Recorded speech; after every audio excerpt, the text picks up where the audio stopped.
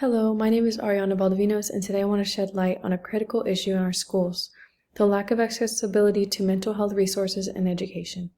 As someone who is passionate about both education equity and student well-being, I've seen firsthand how students, especially in underserved communities, struggle with stress, anxiety, and emotional challenges without any structured support or understanding of what mental health even is.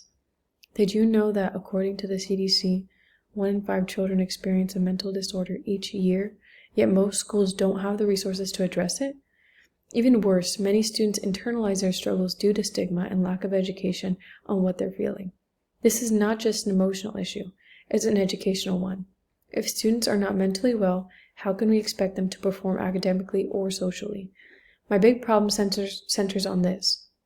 Our schools are not equipped to support the mental health of students, either through education or access to services, and this deeply impacts their ability to succeed. The theory that I am applying is Constructivism. This theory that learners build knowledge through active engagement and reflection. This theory emphasizes that builders learn through active engagement and reflection. It's about students making sense of the world through their experiences, personally and socially. In the context of mental health education, this means students should not just receive information, they should reflect on their emotions, collaborate with peers, and explore healthy coping mechanisms through hands-on, real-world experiences. Constructivism supports the idea that students learn best when the learning is meaningful to them. Teaching students about emotional regulation and stress management and mental health awareness through collaborative activities, journaling, role-playing, and peer discussions allows them to process their feelings, build empathy, and apply mental health strategies into their daily lives. My innovative solution is to introduce a peer-led mental health and wellness learning circle within schools.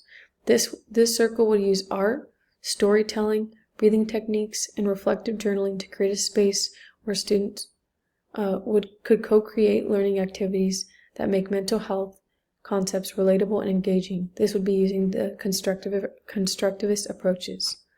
The curriculum would not just teach what mental health is, it would involve students in exploring how it shows up into their lives, how they respond to stress, and how they can support one another.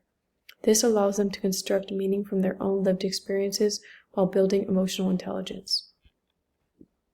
To implement this, we would need funding for basic art and journaling supplies, partnerships with local mental health advocates or organizations for guidance, a dedicated educator or counselor to help facilitate weekly sessions, space and scheduling support from school administration.